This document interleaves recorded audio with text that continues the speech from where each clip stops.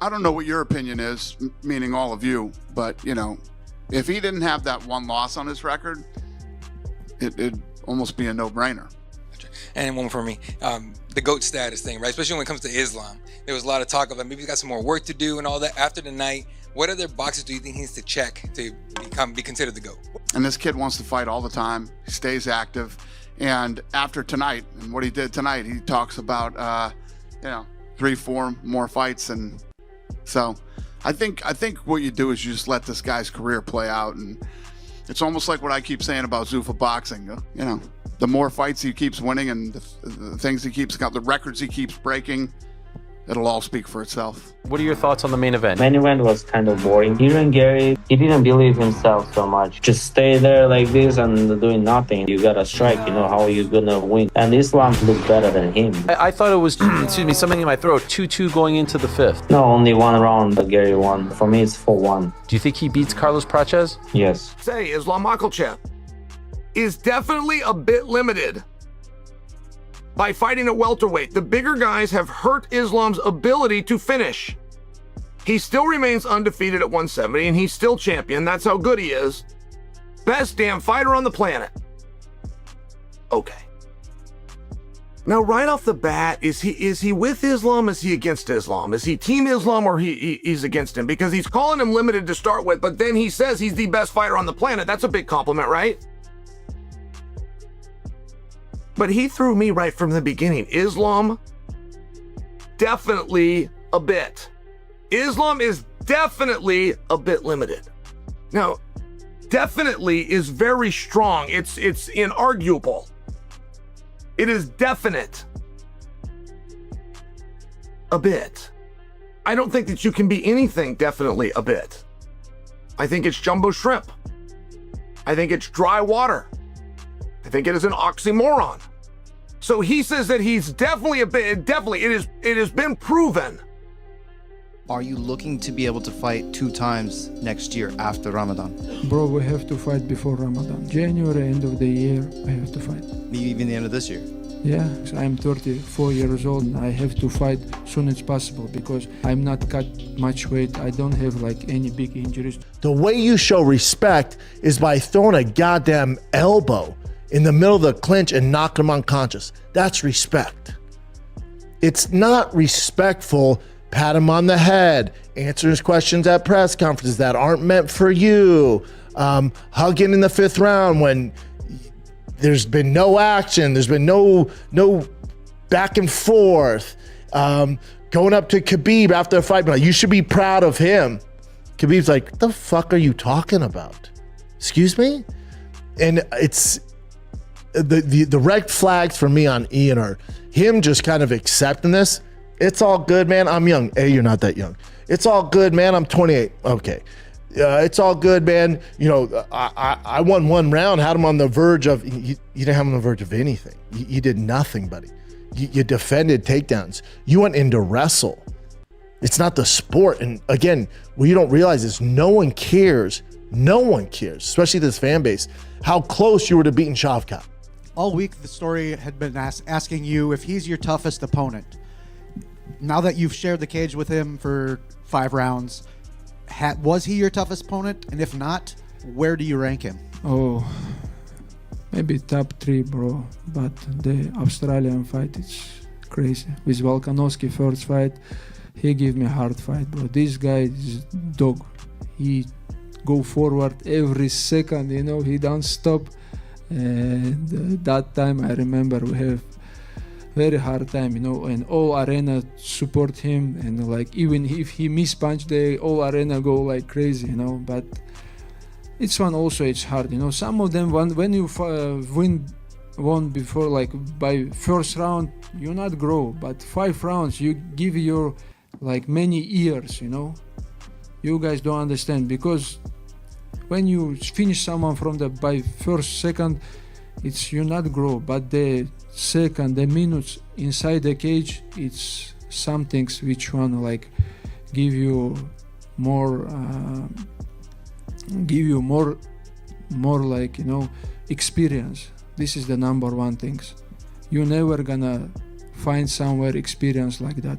just inside the cage when you have hard. The biggest question surrounding Islam Makhachev right now may not be who he fights next. It may be whether he even wants to keep fighting. After winning at UFC 330, the conversation has suddenly moved beyond another victory, another title defense, or another name being added to his record. Now, the combat sports world is asking a much bigger question. What does Islam Makhachev actually want from the next chapter of his career? That is why the retirement rumors have created so much discussion. A fighter can win and still leave people wondering about his future, especially when that fighter has already accomplished so much and reached a point where every remaining fight carries enormous consequences for his legacy. Analysts within the combat sports community have pointed out that this is a completely different situation from simply asking who Islam should fight next. The real issue is whether another championship run is still the goal, or whether UFC 330 could represent the beginning of the final chapter. And that distinction matters, because Islam did not enter UFC 330 as an unknown contender trying to prove that he belonged at the top. He entered with expectations already surrounding him. Every fight at this stage is judged differently. A victory is no longer simply about winning. People immediately start asking what it means for the division, what it means for his legacy, and what could possibly motivate him after reaching the level he has reached. That is exactly why the retirement rumors have caught attention. Several respected voices have noted that elite fighters eventually reach a point where the question is no longer whether they are capable of competing, but whether they still have the desire to make the sacrifices required to remain at the highest level. Training camps become harder. Maintaining championship-level preparation becomes more demanding. The pressure never disappears, and the closer a fighter gets to the end of his career, the more important the decision becomes. For Islam, the timing makes the situation even more interesting. UFC 330 was another major moment in his career, and winning only increases the number of possibilities in front of him. He could continue defending his position. He could pursue another major challenge. He could potentially move toward a different opportunity. Or, if the retirement speculation becomes reality, he could decide that he has already done enough. And this is where the reaction from the MMA community becomes complicated. One side of the conversation is looking at the fighter's competitive position. From that perspective, why walk away now? If a fighter is still winning at the highest level, there is always another challenge waiting. There is always another contender trying to take the position he has spent years building. There is always another fight that could add another chapter to a legacy. But the other side sees it differently. Those who follow the sport carefully are not dismissing the possibility of retirement simply because Islam won. Winning does not automatically mean a fighter wants to continue forever. In fact, sometimes a victory can provide the perfect moment to step away. A fighter can leave on his own terms rather than waiting until age, injuries, or a devastating loss makes the decision for him. That is one of the most important questions surrounding Islam right now. Does he want to keep proving something? Because if the answer is yes, the UFC's heavyweight expectations surrounding him become extremely interesting. There are still challenges available, and the competitive side of the sport has a way of pulling champions back in. One difficult opponent can change everything. One new matchup can create motivation. One unfinished goal can be enough to convince a fighter that retirement can wait. But if Islam feels that he has already reached the point he wanted to reach, then the equation changes completely. And this is where UFC 330 becomes more than just another result. The significance of the victory is not only what happened inside the octagon, it is what the win allows Islam to do afterward. He has earned the right to make a decision from a position of strength. He is not being forced into retirement because of an immediate defeat. He is not leaving because the sport has rejected him. If the rumors eventually become reality, the story would instead be about a fighter deciding when his journey should end. That is a very different narrative. The general sentiment among professionals who have studied this closely is that retirement should never be treated as a simple yes or no question. Fighters change their minds. Motivation changes. Priorities change. A competitor can believe that he has finished 1 month and then wake up months later desperate for another challenge. That is why the current rumors need to be treated carefully. There has been no reason to turn speculation into a confirmed retirement announcement unless Islam himself or an official UFC source makes that clear. The responsible approach is to separate what is actually known from what people are discussing. UFC 330 happened. Islam won, and now his future is generating serious conversation. Beyond that, the question remains open, and that uncertainty is exactly what makes the story so compelling. Imagine the two possible futures. In the first, Islam continues. If he chooses that path, the pressure becomes enormous. Every opponent will enter the fight believing they are facing one of the biggest names in the sport. Every victory adds to his legacy, but every close fight creates new questions. The target becomes bigger with every successful performance. There is no comfortable position at the top of the UFC, and that is the strange reality of being a champion-level fighter. The higher you climb, the less there is left to prove. improve, but the more everyone wants to take from you. The second possibility is retirement. If Islam walks away, the conversation immediately changes from his next opponent to his place in MMA history. Fans and analysts would begin evaluating his entire career instead of focusing on the next fight. His accomplishments would be viewed through a different lens. People would debate how much more he could have achieved, whether he left too early, and whether there was one more challenge waiting for him. And that last question could become the biggest argument of all. Was there still another great chapter available? Because that is what makes retirement decisions so difficult for elite fighters. Leaving too early can create the feeling that something was unfinished. Staying too long can risk damaging the very legacy a fighter spent years building. There is no perfect answer. For Islam, the decision ultimately comes down to something that no analyst can calculate from statistics. Motivation, not rankings, not records, not championship opportunities. Motivation. Does he still wake up wanting to go through another brutal training camp? Does he still want the pressure of being the man everyone is trying to beat? Does he still want to spend months preparing for one opponent and then put everything on the line under the brightest lights? If the answer is yes, then retirement may simply be a rumor that fades away. But if the answer is no, then UFC 330 could eventually be remembered as something much bigger than another victory. It could be remembered as the night Islam Makhachev reached a crossroads. And there is another factor that cannot be ignored: legacy. At this stage, Islam is no longer fighting simply to establish himself. The conversation is about where he ultimately belongs among the great fighters of his generation. Continuing to compete gives him opportunities to strengthen that argument, but it also gives him more chances to lose. Walking away protects what he has already built, but it closes the door on whatever else he could have accomplished. That is the gamble. Several respected voices have also pointed out that fighters should be allowed to define success on their own terms. Fans naturally want more fights. Promoters naturally want major matchups. Contenders want their opportunity, but the fighter has to live with the physical cost of every training camp and every fight. So while fans may demand another opponent, another title defense, or another blockbuster matchup, the most important person in this conversation remains Islam himself. And that brings us to the question nobody can answer yet. Was UFC 330 the beginning of another chapter for Islam Makhachev, or could it eventually be remembered as one of the final major victories of his career? If he continues, the next fight could become one of the most anticipated moments of his career, because everyone will want to know whether the champion is still chasing greatness or simply extending a legacy that is already established. If he retires, the conversation will be completely different. Instead of asking who can beat Islam, people will be asking whether anyone ever truly solved the puzzle, and whether he walked away at exactly the right moment. For now, the retirement talk remains just that, talk. But the fact that the MMA world is seriously discussing it after a UFC 330 victory tells you how significant this moment has become. Islam has already given fans another major win. Now comes the decision that could define what the rest of his career looks like. So what do you think? Should Islam Makhachev continue fighting and chase another major chapter, or would UFC 330 be the perfect moment to walk away while still at the top? And if he does continue, who should be the next challenge that is actually worthy of keeping him motivated? Let me know your take in the comments, and subscribe for more combat sports news, fight analysis, reactions, and predictions.